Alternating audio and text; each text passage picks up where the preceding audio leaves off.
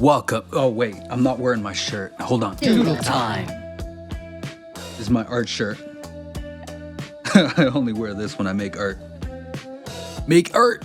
Look. Look. I'm doing T Swift, Taylor Fast, Taylor Quick. And follow along if you want. I'm gonna work with watercolors today. I don't work a lot with watercolors, but I love them. They look cool. So let's mess around and see what we can come up with watercolor. So I'm using Arch's cold press paper. It's great at water retention. It won't warp as easily as other paper when it gets wet. I've got watercolor paints. Got a palette that I took from a kid. Give me that. Got some brushes, your regular watercolor brushes. I got a cheap set. Got some masking tape. I'm gonna use that to keep my paper held in place. I've got water.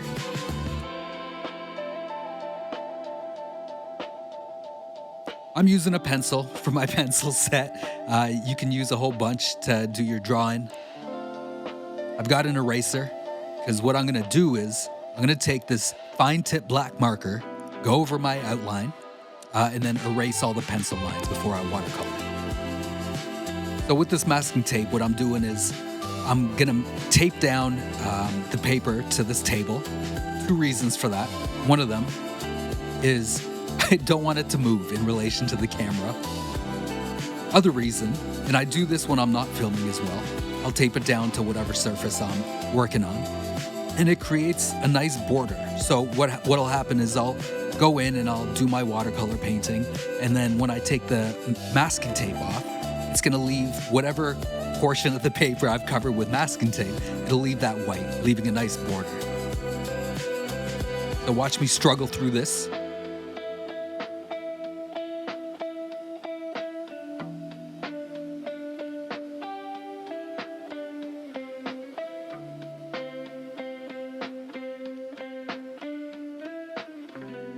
And what I'm trying to do is to tape off the same amount from each edge to make the border nice and even. It's not that important. It just looks nice when it's done.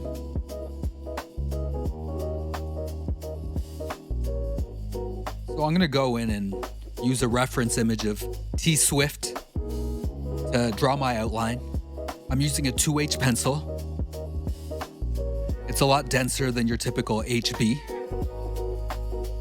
So you got a whole range of pencil densities in a pencil set. A regular pencil is what you call HB. That's right in the center of pencil densities.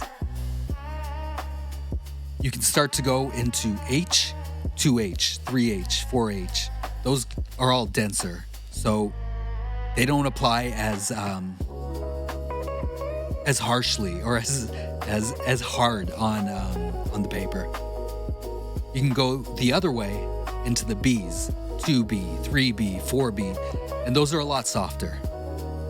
So without using as much pressure, the graphite applies to the paper with a lot more ease.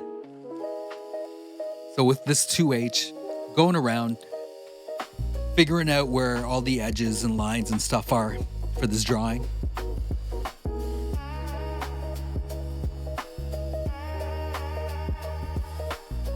So I'm gonna go in, once this is all done, and I've gone over with a marker, I'm gonna go in and erase all this pencil. So the amount of detail, or the amount of care I gotta put into this pencil right now isn't too high. I know I can erase it, but what's important is I set down a guideline for where the pen's gonna be once that hits the paper, or sorry, the marker. Because there's no erasing that really. I'll often use my pencil as a guide for what a straight line looks like, or which direction a line should go or travel in.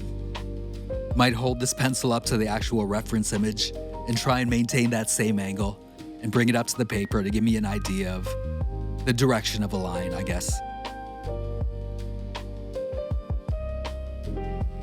So we can kind of fast forward through all this.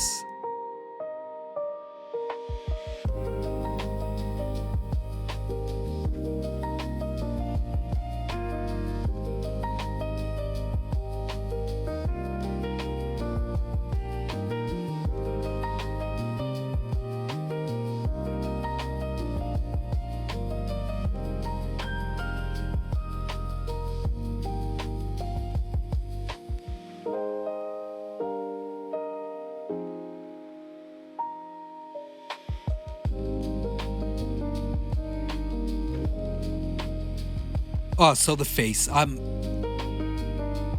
not that great with drawing faces in the sense that keeping things symmetrical is a is a tough nut for me to crack. I guess if you like that euphemism. So as many guidelines as I can put down helps me a lot with keeping things symmetrical, left side to right side, or giving me a notion at least of where things should go, should end up. What's tricky is I'm I'm drawing a really recognizable figure. So there's certain features I gotta kind of nail if I want this to look like who I want it to look like. I think the most important feature are the lips. I think if I nail those, I can kind of get away with not quite nailing other aspects.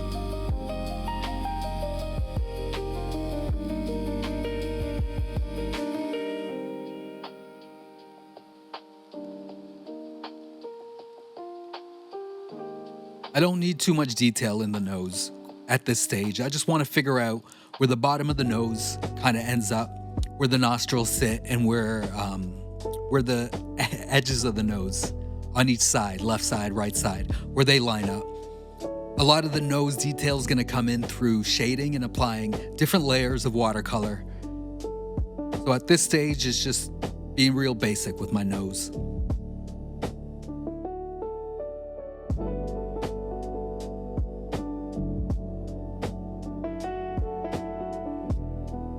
I think the big thing for me for nailing eyes is the shape of the top eye lip.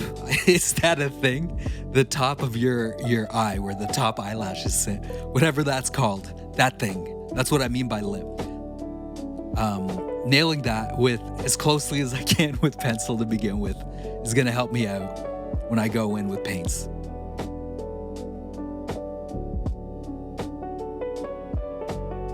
All right, so it's not perfect. Doesn't need to be.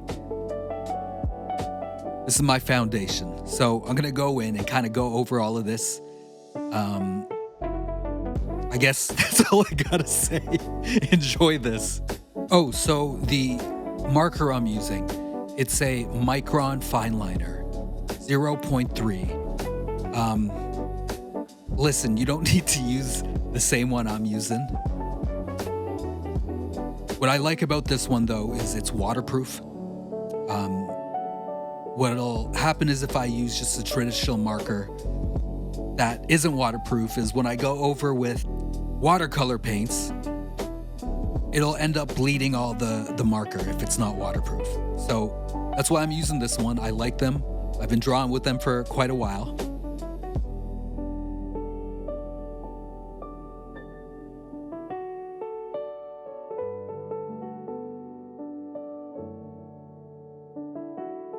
Okay, watch me mess this up. Look at this. So here's something I struggle with. I struggle with drawing confident lines that aren't straight. And what I end up having to do is to break up a curved line into several straight lines. So that's something I'm gonna work on. But that's why the chin looks hairy right now.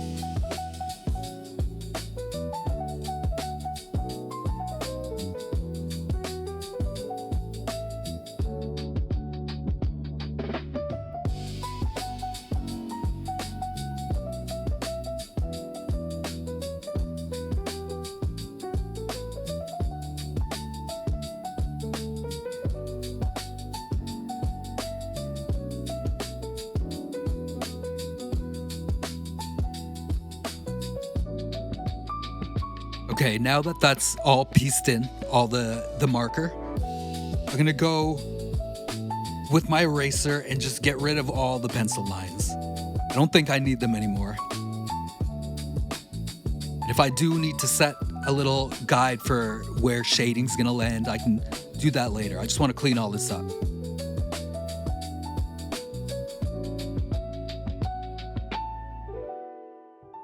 So usually I'll just take this paper and I'll just kind of like flap it over a sink or over a garbage. But I've taped this paper down. So I've got to deal with this, all this guck and gunk in a different way. But first, but first, it's my new favorite baseball player, Taylor Drift. Take that, MLB. Yo, it's dope. Okay, but for real, I gotta vacuum this.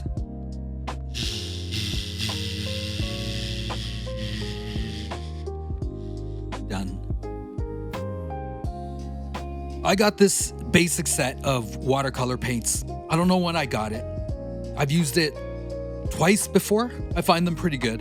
You can find watercolor sets that come in a set of pucks that you just wet and use them. What I like about this is I can squeeze these colors out onto a palette. So I'm gonna lay out my palette with some colors. Okay, so I think this one is, it's jammed. It's all gunked up. I'm gonna use a pencil here. Now my pencil's dirty. I gotta clean that pencil later. All right, I'm gonna fill this palette up. Enjoy this time lapse.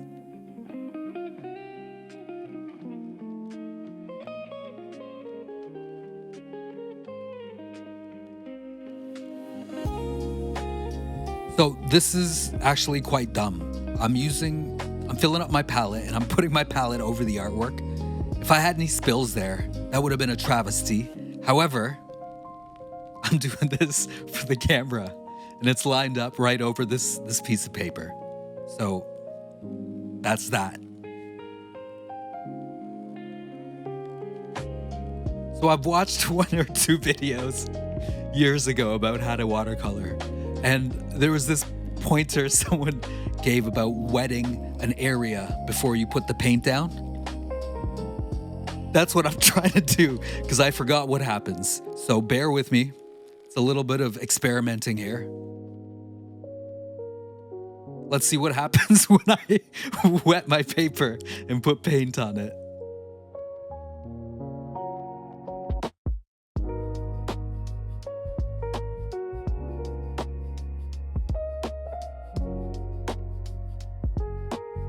So I'm mixing some yellow up, ochre, or whatever color you want to call that, diluting it with some water. And I'm using a different brush. I want a bit more control.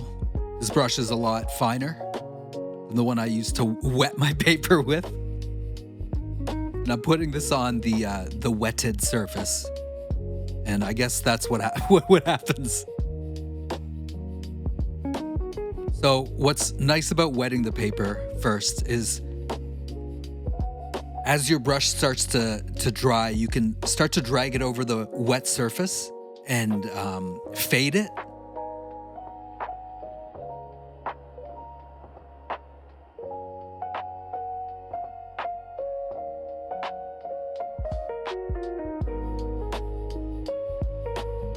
So I've cleaned my brush, dabbed it off, wet it, and I'm gonna wet this area under T Swift's neck. T-Quick.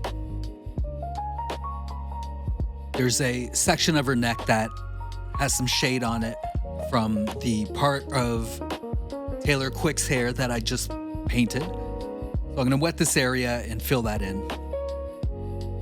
I'm gonna mix some purple up, or dilute some purple with some yellow that's already on the palette, which will desaturate my purple a little bit. It won't make it as purple as as colorful, as bold. So I like this purple, the color of it. I'm gonna lay down a base layer of this purple over Taylor Quick's lips. I'm gonna go over this with some red later, but sections of it are pretty prominently darker than the red I'm gonna put on, so I wanna lay down a layer to start with. I'll get a bit of areas of her face that are hidden under her hair. Now with the same purple, plum purple, I'll get some darker areas of T. Quick's hands.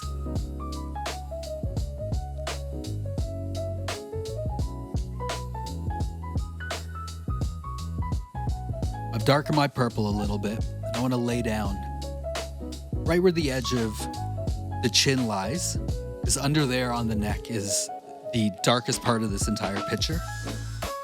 Once I kind of put that in place, that'll give me my dark point. That's a guide for me to know everything is gonna be brighter than the darkest point of my picture. And then the white of the paper on my picture is my white point, or my bright point. So the white and whatever I lay down is the darkest part of my picture. Those are the two ends of my range of brightness. So I like how gray and kind of washed out this color is. At the moment, I'm gonna lay down all the kind of dark parts of this picture while I've got this color on my palette.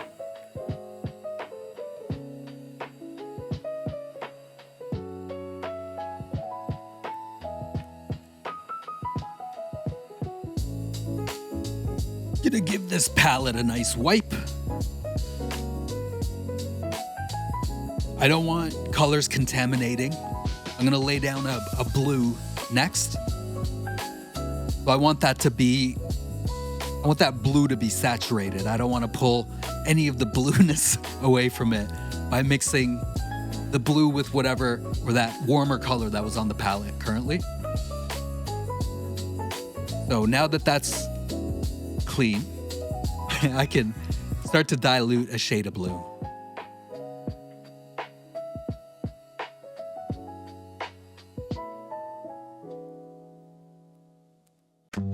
Now there's section of Taylor Fast's face that are, I guess, in shadow. And a big portion of the shadow part of her face is getting blue light, or a blue tone cast on it.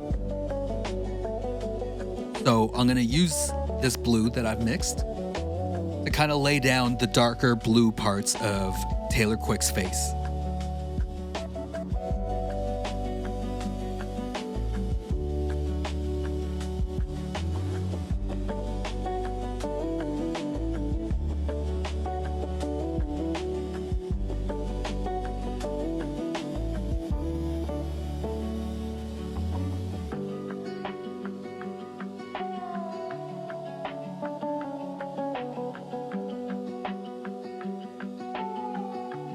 Now the face has started to get some shape to it just by adding some of that blue.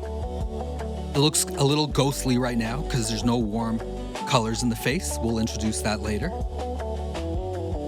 I'm gonna continue with this blue and cover other sections of this picture while I've got it out on my palette.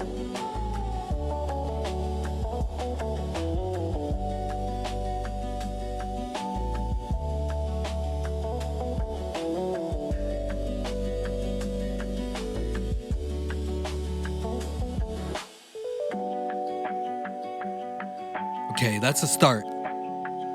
I think a portion of this picture that I need to fill in next is the jacket. I kind of want to set in what that's gonna look like before I start to paint the skin itself.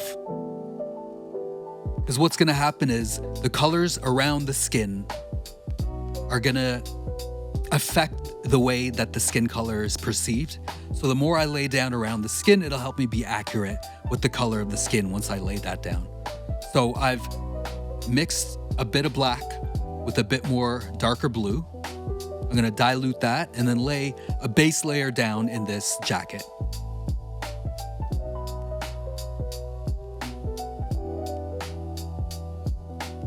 Now, once the base layer is down, while it's still a little wet, I'm gonna go in a second time and place in where the darker parts of the jacket are gonna lie.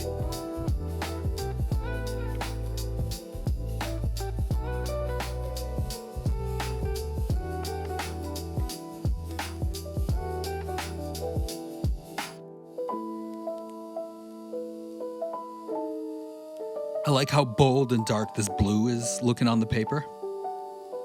I'm gonna place some of this on the neck as well.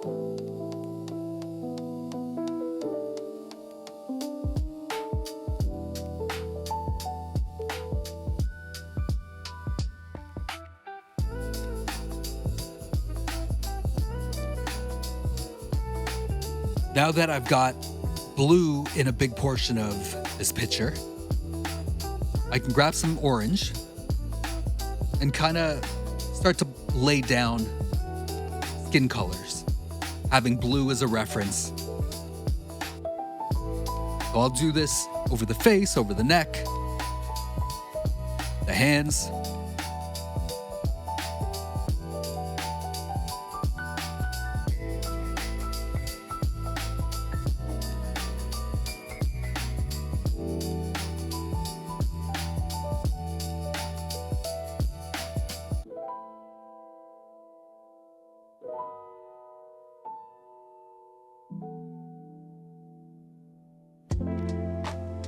So I like how this orange is kind of balancing out with the blue on the face.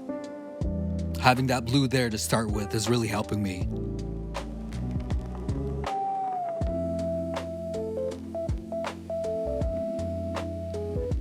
So I can introduce some of this orange to the hair and kind of lay down some of the shapes of the waves in Taylor Quick's hair. I need I need a thesaurus. I'm running out of words.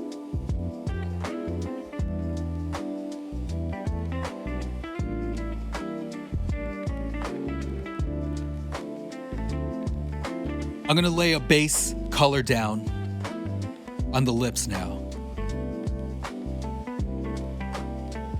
I like how bold this color is. I want it to stand out. I want, when you first look at this picture, the eyes to be drawn to the lips immediately. I'm gonna introduce this color to some other parts of this picture as well.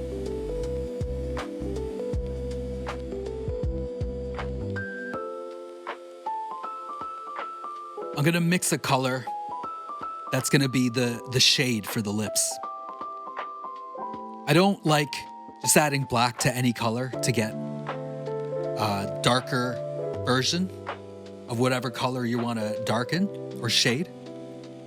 At the same time, I don't want to add just white to any color to brighten it. There's other hues and other shades of colors that are introduced in the highlights and in the shadows of anything you're coloring or rendering. So if I am using black or white, I'll introduce other colors as well.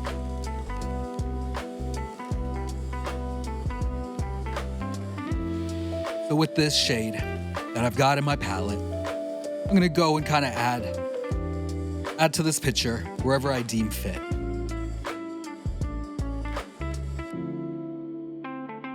Oh, look at that. Look at that. Look at that stroke. That was dope. That was sick. I'm looking for a dark shade to implement into this picture. The shade isn't that diluted either. I want to go on strong with it. There's certain parts of this picture that I know, okay, this part's going to be dark. I'm going to commit to it. I don't want to dilly-dally going over layer by layer. So without as much water in this kind of mixture of colors, I'm going to lay down what in this picture would be blacks. The color itself isn't black, but it's perceptively black, if that makes sense.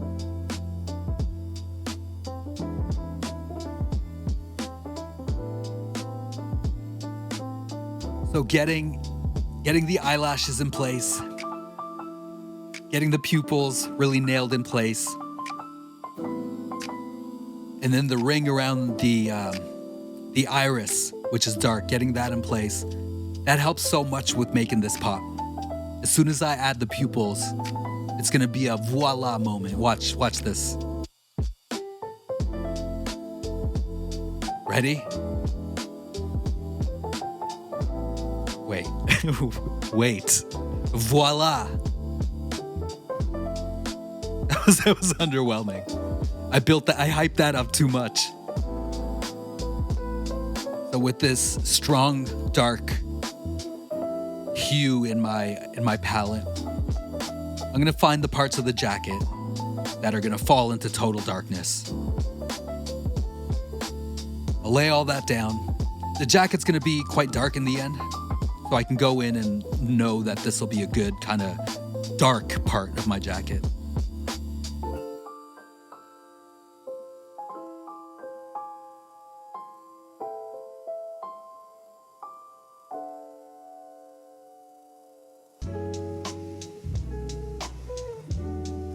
So I've diluted this color quite a bit, warmed it up a touch, and there's parts of Taylor's hair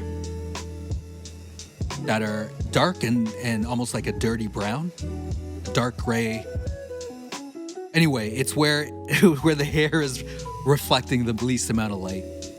So I'm going in with this diluted kind of muddy burgundy kind of color.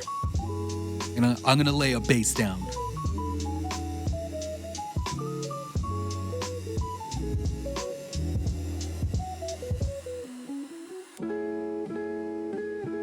So this is starting to give the hair a bit of shape.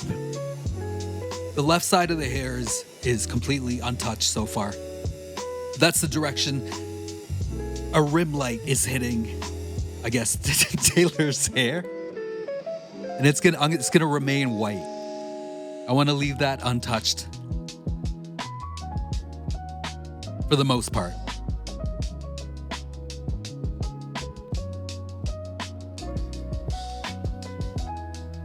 So when I'm working with this particular palette, it's got just one little section in the middle where I can mix paint.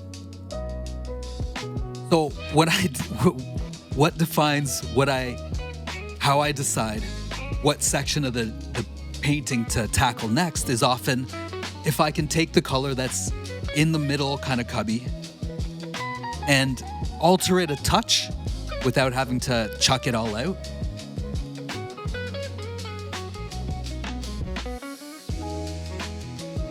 So in this case, I introduced this kind of like navy color to that dirty burgundy.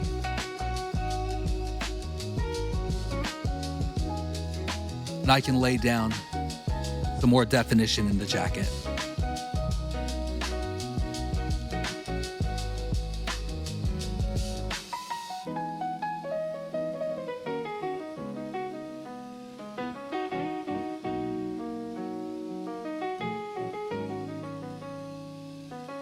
So I think I need a bit more referential color. Whoa, big word. Reference, or color for reference, essentially, around the background before I know what exact shades of orange I want to use for the face. So what I'm going to do is just fill the background in with a light wash. Wash this.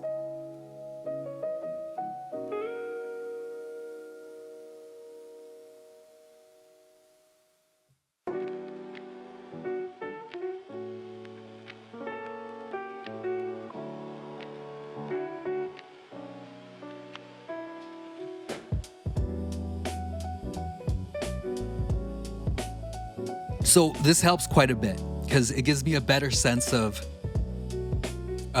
accuracy when judging color in the hair and the skin of the face. Because with blue around the entire picture in the background, any warmer color is gonna appear even warmer than it does against white.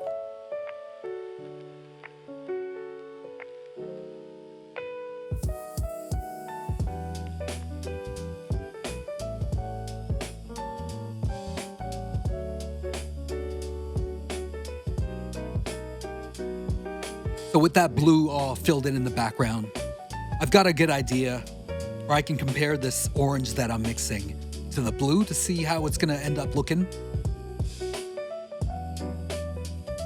Because any color against white is gonna look a lot different than what it's gonna look like once you apply it to your picture, your painting, whatever you're working on. So I've got this color diluted quite a bit. And I'll introduce a bit more orange onto the face and the hair.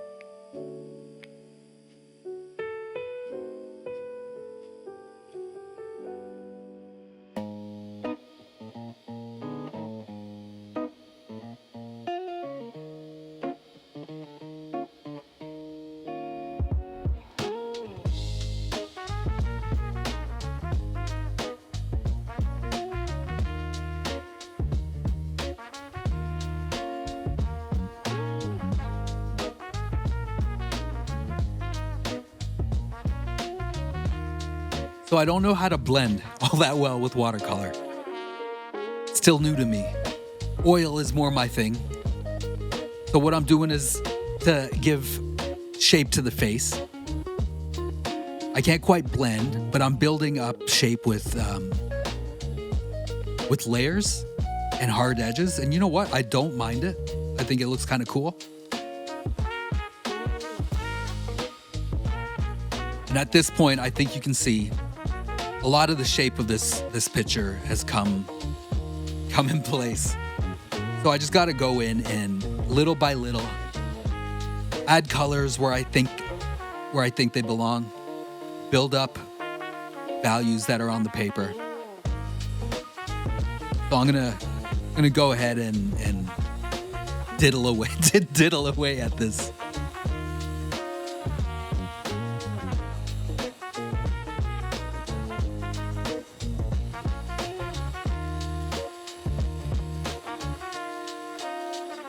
So I'm trying to make a grayish kind of color for some of the shade on the ripples of hold on, I'm looking up a word in the dictionary.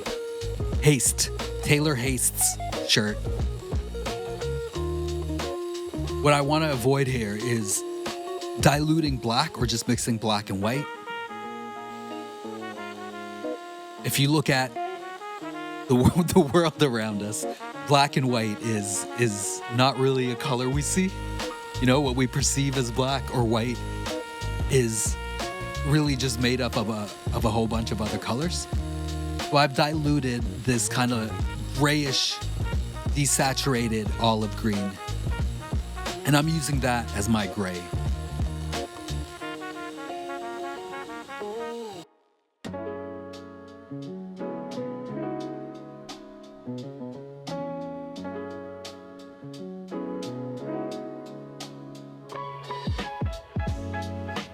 So what I dig with watercolor, besides the textures, is how you can kind of build up layers of colors and shades and work up to your level of darkness that you want to work with. It gives me, at least, this feeling of control, feeling like I have precision over how I apply strokes of paint to my paper in this case. I was gonna say canvas, but in a way I guess this is a type of my canvas. Ooh, philosophical.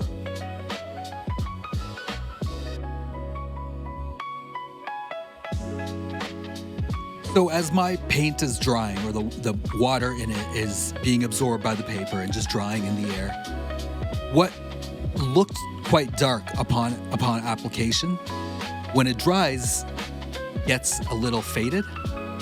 So I'm mixing a dark shade right now that I can use to build up the darker values on this picture.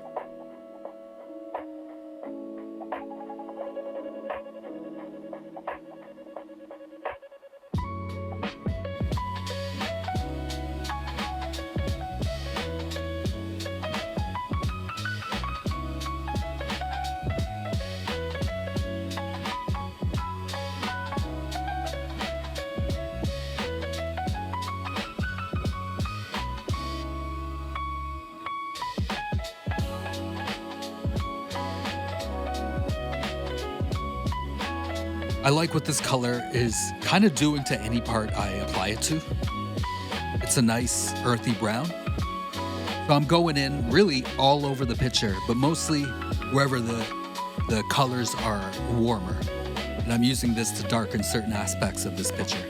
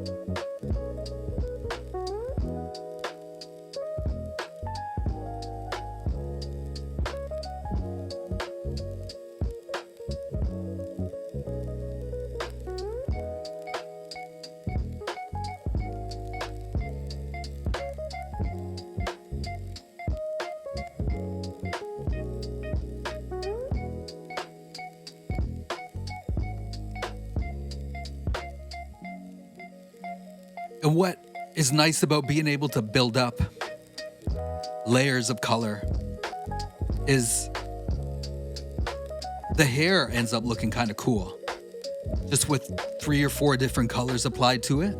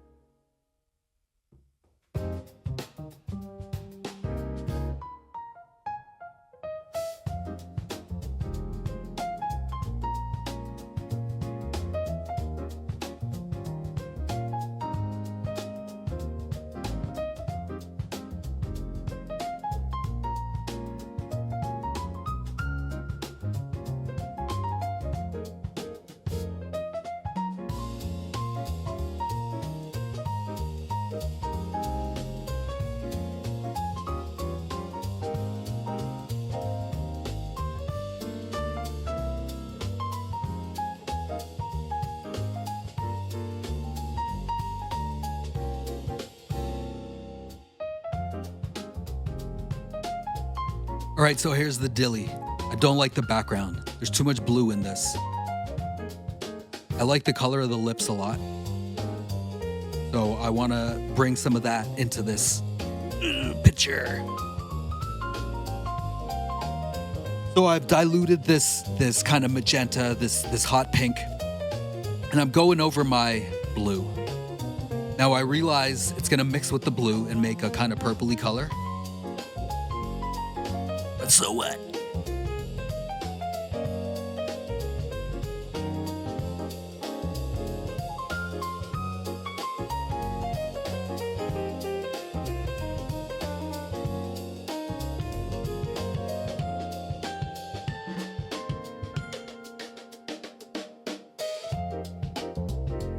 And with a bit of this paint still in my palette, I'm gonna apply it to sections of the picture in the foreground where I think it'll fit well.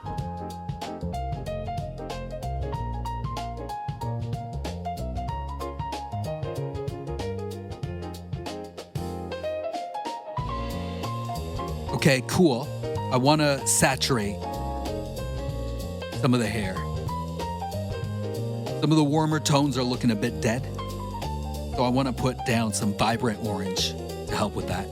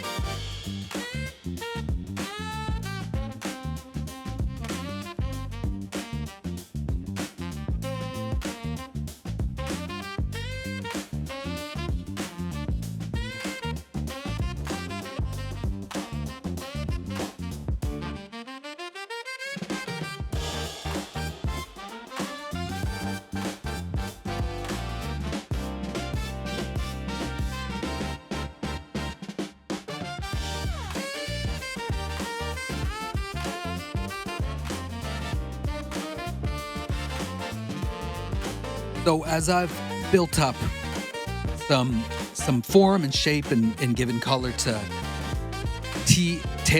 Taylor Abrupt's face. Why am I like this? As I was saying, as I've built up the brighter parts of Taylor's face, what I'm noticing is the blue that I've used for the shade parts of her face, they need to be built up as well. I've neglected those. I applied those when there was no other color on the face, so they look fine at that time.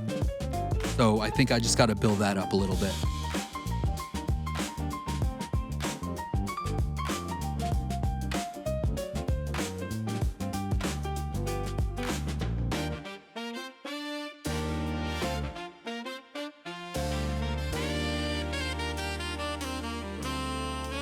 So as I continue to apply some blue to the face here, I'm keeping a piece of paper towel, like a one piece of paper towel. What do you call that? Anyway, I'm keeping one piece of paper towel with me, and wherever I apply paint on the paper and it's going down too thick, I'll just quickly wipe it off where it's too harsh. While it's still wet, I can pull some of that away immediately.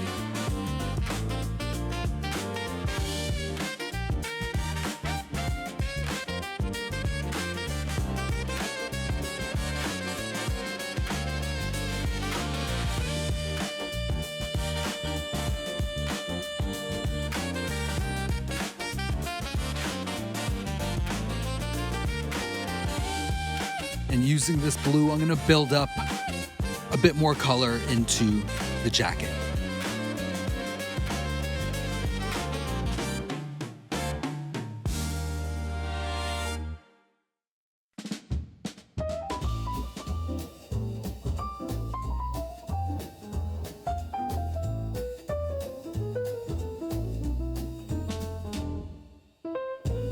And as I've built some of the color in the jacket, the dark parts of the jacket, I think, need to be added to as well.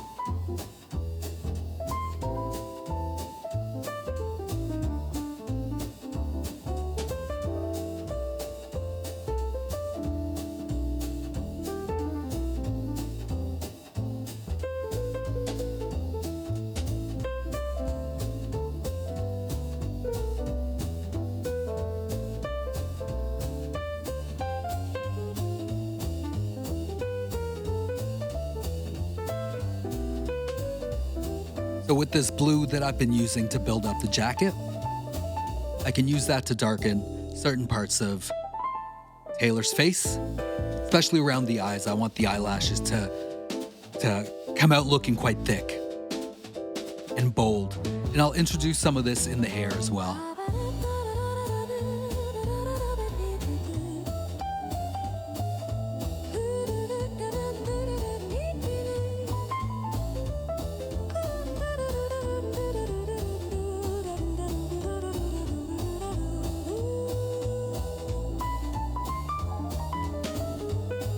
Now I'm torn on this next step. What I want to do is create some separation between the highlights on Taylor Fast's. This joke is getting old.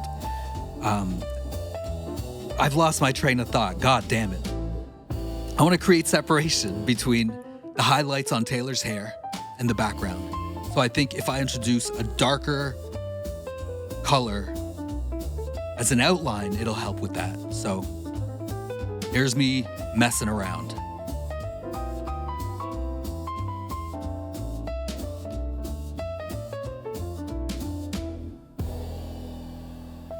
I'm into this. I like it.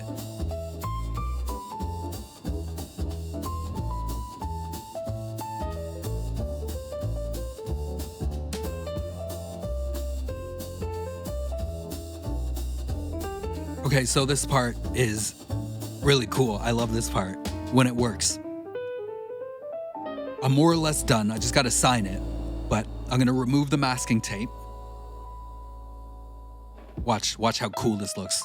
Look at that nice clean line.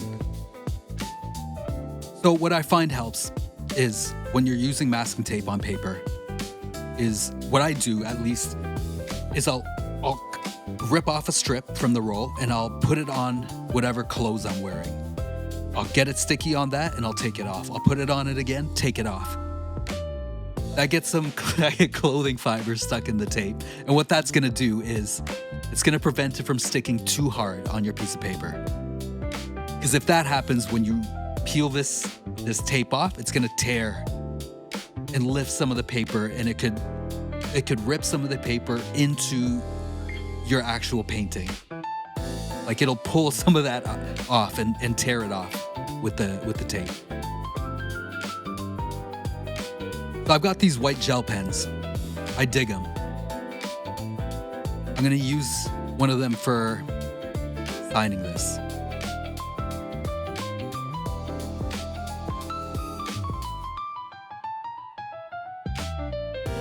CT stands for Chetty.